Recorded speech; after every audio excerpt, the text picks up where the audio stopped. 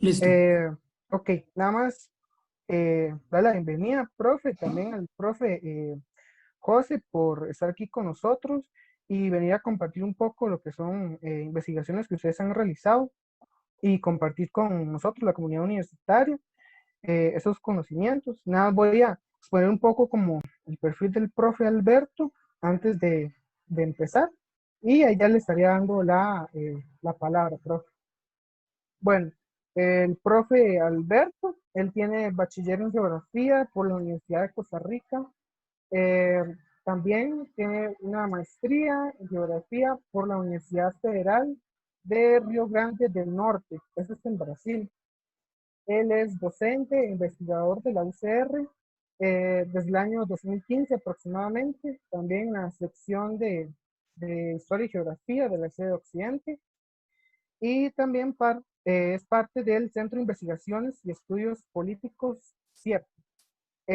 Algunas de sus principales áreas de investigación son los conflictos socioambientales, ecología política, estudios sobre el territorio y territorialidad, geografía y movimientos sociales. Nada más expondré muy brevemente algunas de sus investigaciones y ya pasaríamos a ver la palabra. El profesor ha hecho investigaciones tituladas explorando la relación entre territorio y prácticas emancipadoras, la experiencia de las comunidades quilombolas en Brasil, en el camino de la justicia ambiental, estableciendo vínculos entre medio ambiente y justicia social, construcción geográfica de la provincia de Limón, Costa Rica, poder, cultura y territorio, proyectos hidroeléctricos y resistencias comunitarias en defensa de los ríos en Costa Rica, un análisis geográfico, conflictos socioambientales por proyectos hidroeléctricos y el movimiento social en defensa de los ríos en Costa Rica, conflictos socioambientales por represas y proyectos hidroeléctricos en Costa Rica del 2000 al 2015 y una investigación que tiene actualmente en desarrollo, creo que el profe Daniel nos va a hablar un poquito ahora de eso, que es energía limpia y renovable, excepcionalismo verde y reconfiguración del modelo de energía energética, de generación energética, perdón, en Costa Rica. Muy bien, ahora habiendo expuesto un poco lo que es el perfil del profe, ya pasamos a darle la palabra. Ahora, cuando usted esté listo, profe, ahí. Listo. Bueno, en primer lugar, agradecer la invitación de los estudiantes y la iniciativa que tuvieron por organizar esta actividad. Yo creo que realmente son actividades muy importantes del quehacer universitario y que muchas veces las olvidamos o las perdemos de vista. Entonces, realmente felicitarles y aplaudir esta iniciativa y decirles que es un gusto estar aquí, como decía José, compartiendo de los conocimientos que uno que ha ido desarrollando, ¿verdad? Que ha ido construyendo. Esta reflexión que yo les quiero compartir tiene que ver con esta idea del excepcionalismo verde costarricense, ¿verdad? Y un poco estas ideas que les quiero compartir, estas reflexiones, surgen a partir de un proyecto de investigación que yo he venido trabajando en el CIEP, en el Centro de Investigación y Estudios Políticos, desde el año pasado, y que, bueno, todavía es un proyecto que está en curso. Bueno, de manera muy general, ¿qué es esto que llamamos excepcionalismo verde? En términos muy generales, es este imaginario que representa a Costa Rica como un país verde, es decir, como un país ejemplar en materia de gestión ambiental, desarrollo sostenible. Creo que eso es algo que para todos y todas es muy evidente, ¿no? Podría decirse inclusive que este es uno de los principales aspectos, o si no el principal, por el cual Costa Rica es conocido hacia afuera de sus fronteras en el mundo, ¿verdad? Probablemente si ustedes le preguntan a cualquier extranjero, eh, alguien de otro país, qué imagen se le viene a la mente cuando piensa en Costa Rica, muy probablemente va a ser imágenes de esta naturaleza prístina, ¿verdad? Exuberante. Entonces, un poco, este trabajo lo que busca es entender el porqué de este imaginario, entender un poco, o mejor dicho, hacer una reconstrucción de su trayectoria, buscando identificar sus orígenes, pero también sus agentes, desde dónde este imaginario ha sido construido, y también, lo cual a mí me parece lo más interesante, sus finalidades políticas, el para qué, ¿verdad? O sea, ¿cuál es la intencionalidad, digamos, de representar a Costa Rica de esta manera, ¿verdad? Y bueno, estas reflexiones son desde digamos, desde la mirada, desde la perspectiva de la ecología política, que es digamos, un campo justamente lo que busca es entender el tema ambiental o la cuestión ambiental desde el punto de vista de las relaciones de poder. Entonces yo creo que es, digamos, un campo que nos da herramientas muy interesantes para estudiar un fenómeno como este, ¿verdad?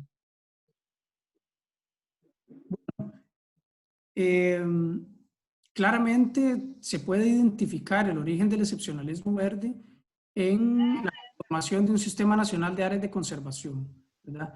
Y esto se da principalmente a partir de la década de 1970. De hecho, hay varios autores que ubican, digamos, como un punto de referencia importante en este sentido la promulgación de la ley forestal, que fue en el año 1969, a partir de la cual tomó impulso una política estatal conservacionista a escala nacional en las décadas siguientes.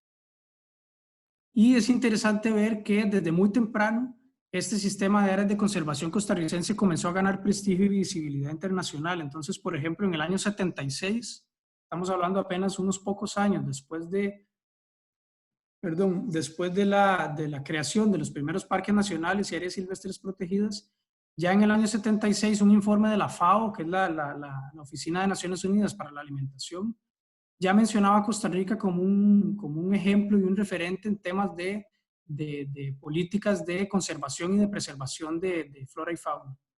Vean ustedes que desde estos orígenes, digamos, conservacionistas, es que podemos ubicar, digamos, que se comienza a conformar esto que hoy llamamos excepcionalismo verde. Y bueno, también es interesante observar que esta política estatal de conservación se enmarca dentro de una corriente de pensamiento ambiental que Martínez Alier, un economista ecológico de catalán, le llama el culto a lo silvestre. Que básicamente digamos, lo que busca esta corriente del culto a lo silvestre es la preservación precisamente de espacios naturales prístinos e inalterados fuera de la intervención humana, ¿verdad? Entonces aquí también es interesante observar que en estas primeras etapas los principales agentes, los principales actores fueron sobre todo conservacionistas provenientes del medio académico, sobre todo del medio académico de las ciencias naturales, biólogos principalmente. Y también creo que es importante mencionar algunos elementos del contexto de lo que estaba ocurriendo en aquel entonces. No fue simplemente que se les ocurrió crear parques nacionales, que fue una ocurrencia, sino que eso está inmerso en una serie de procesos tanto a escala nacional como mundial.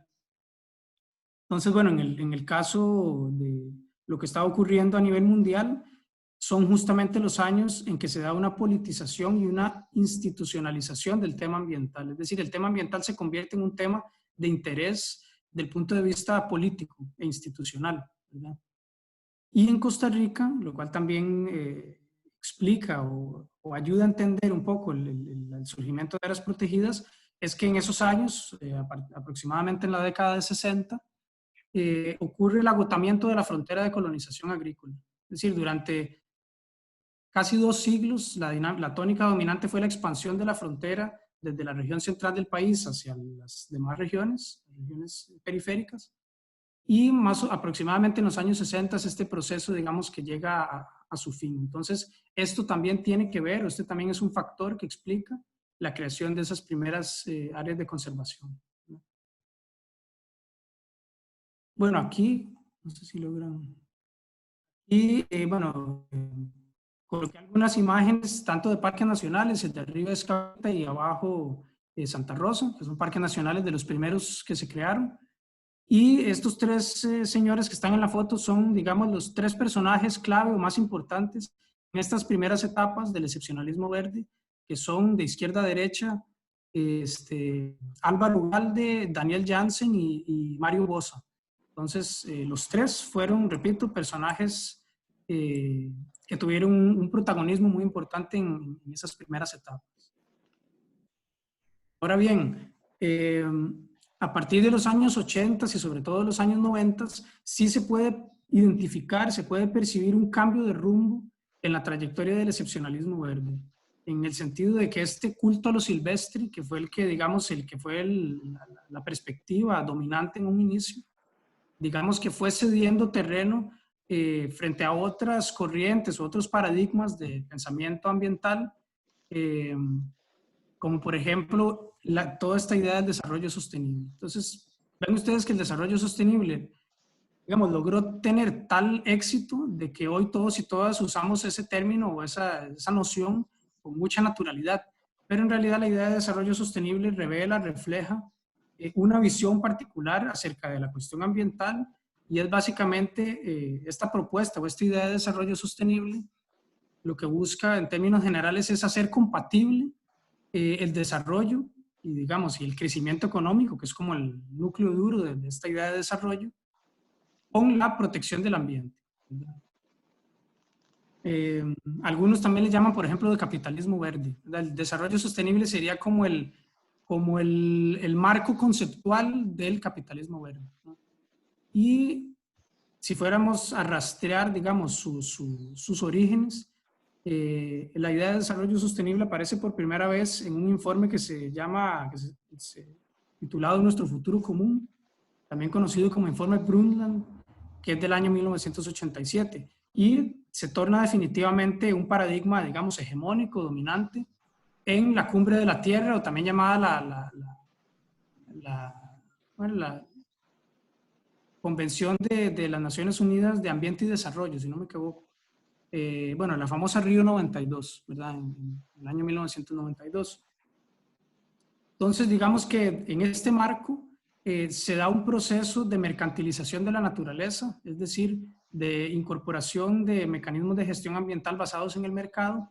Y en este sentido también una referencia importante es el Protocolo de Kioto, que fue un acuerdo mundial, internacional, para reducir las emisiones de gases de efecto invernadero, pero que en el Protocolo de Kioto, específicamente en el artículo 6, se incorpora la figura de los mercados de carbono, que es, digamos, un momento, realmente un referente en este proceso de mercantilización de la naturaleza.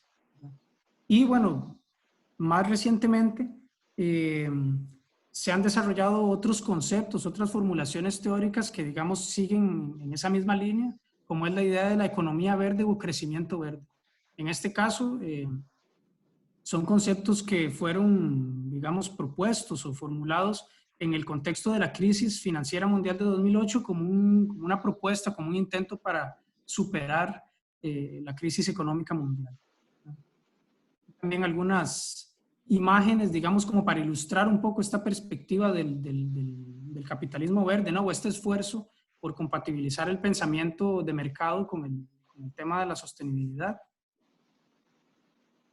Y bueno, estos procesos, que son procesos que se llevan a cabo a escala mundial, o por lo menos desde los principales centros de gobernanza ambiental mundial, tienen un impacto muy fuerte en Costa Rica.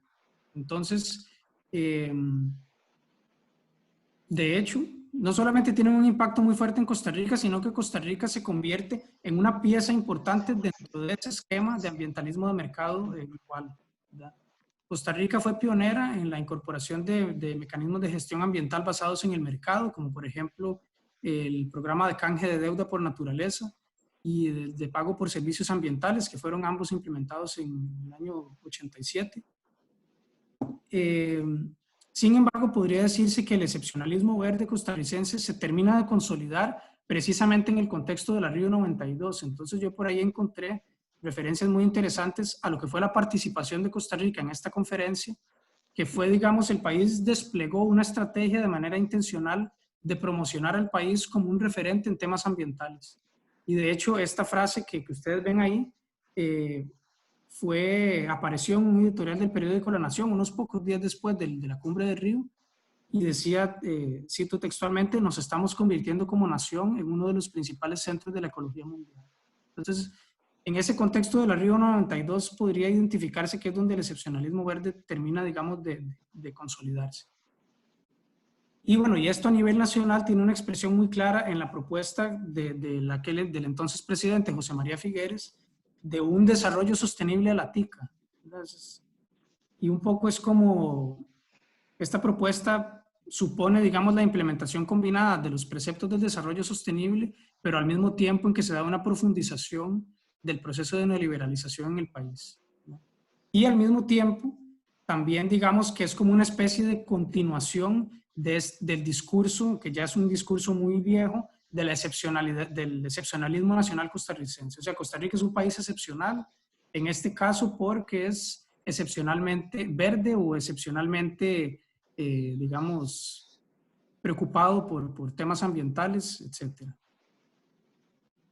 Entonces, bueno, como resultado de este proceso y sobre todo desde los años 90, realmente se consolida con mucha fuerza este imaginario que representa a Costa Rica, utilizando todo este tipo de adjetivos como verde, sostenible, paraíso, natural, etc.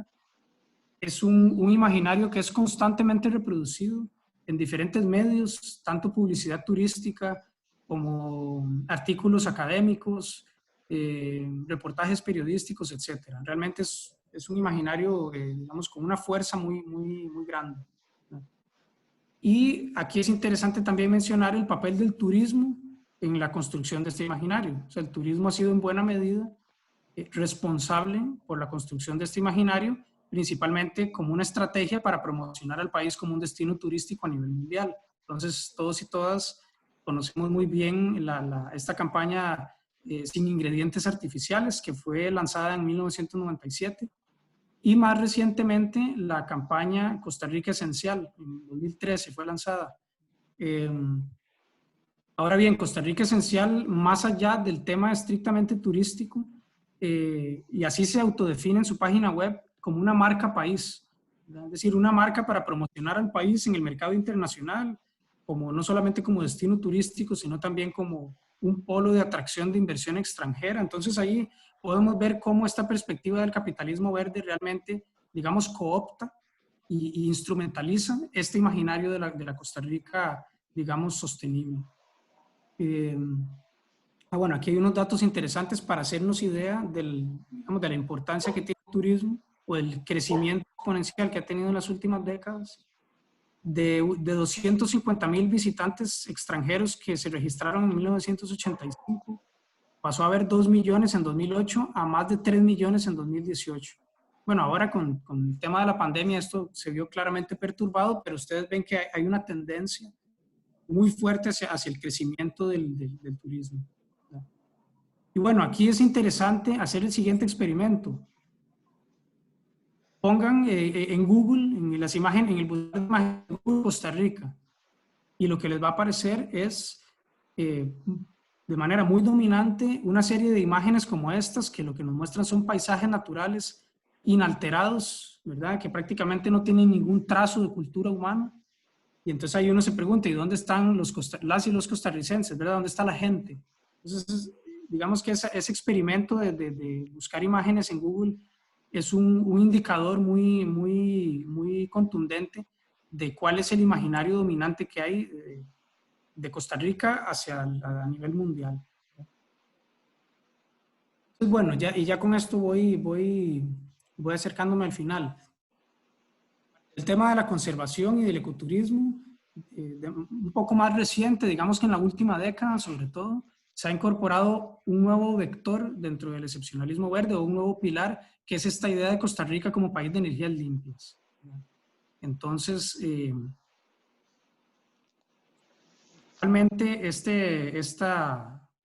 digamos, esta imagen de Costa Rica como país de energías limpias se debe al hecho de que la matriz de generación de energía eléctrica costarricense está basada mayoritariamente en fuentes renovables, principalmente hidroelectricidad, pero cada vez vienen ganando más terreno lo que llaman las fuentes renovables no convencionales, como la geotérmica, la eólica, energía solar, entre otras.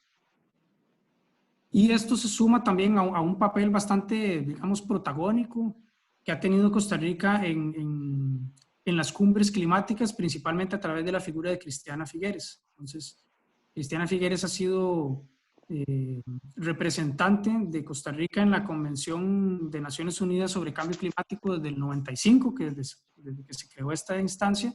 Inclusive en 2010 fue nombrada secretaria ejecutiva de dicha convención. Entonces, para que ustedes hagan idea, que también este imaginario del excepcionalismo verde también es operacionalizado, por decir así, a través de personajes clave como es Cristiana Figueres. Y en este sentido también hay que mencionar que este esquema de gobernanza del cambio climático, desde sus orígenes en los años 90, como ya les mencionaba el ejemplo del protocolo de Kioto, ha estado dominado por este paradigma del capitalismo verde, que busca compatibilizar crecimiento económico y preservación ambiental. Entonces, bueno, dentro de esta idea de Costa Rica como país de energías limpias, sin lugar a dudas alcanza su máxima expresión. Estamos hablando de procesos que están ocurriendo muy recientemente, con lo que fue el lanzamiento del Plan Nacional de Descarbonización. Entonces, en términos muy generales, es un plan que busca la sustitución de los combustibles fósiles y la transición hacia una economía baja en emisiones, ¿verdad? Entonces, desde que se lanzó el plan de descarbonización ha estado muy fuerte esta idea de Costa Rica como, esta palabra laboratorio, Costa Rica como un laboratorio verde, ¿verdad? Como un país pionero donde puedan probarse ideas nuevas para limpiar la economía del planeta, o lo que ya todos y todas hemos escuchado muy probablemente, Costa Rica como un laboratorio mundial de descarbonización.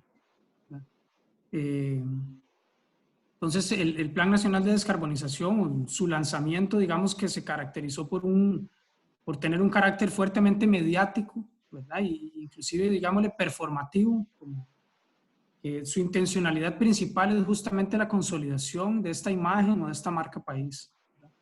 Y bueno, a raíz del prestigio que le otorgó el lanzamiento de este plan de descarbonización, Costa Rica recientemente en octubre de 2019 fue sede de la reunión previa de la cumbre de cambio climático que se conoce como la PRECOP. Algunos han calificado este evento como el mayor evento sobre medio ambiente en la historia del país. Entonces, como ustedes pueden ver, es un fenómeno que está en curso en el momento presente.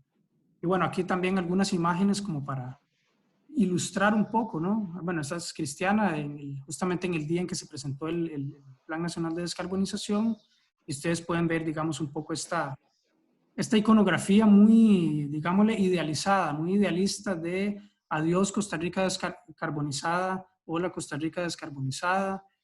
El Plan Nacional de Descarbonización también hicieron como una analogía con la abolición de las Fuerzas Armadas, ¿verdad? Entonces decían, nuestros abuelos fueron visionarios y abolieron las Fuerzas Armadas. Hoy en día nosotros estamos aboliendo los combustibles fósiles pensando en las futuras generaciones. Entonces realmente hay un elemento simbólico, discursivo muy fuerte, ¿verdad? No es una política pública cualquiera, es una política pública fuertemente mediática, ¿verdad?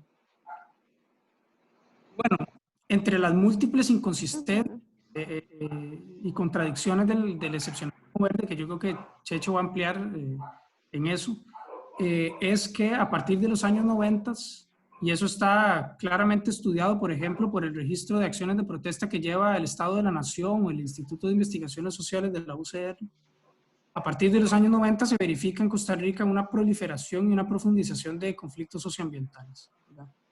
Estamos hablando de una multiplicidad de luchas comunitarias y ecologistas contra una serie de actividades extractivas como expansión de monocultivos, represas hidroeléctricas, minería, megaproyectos de infraestructura, etc.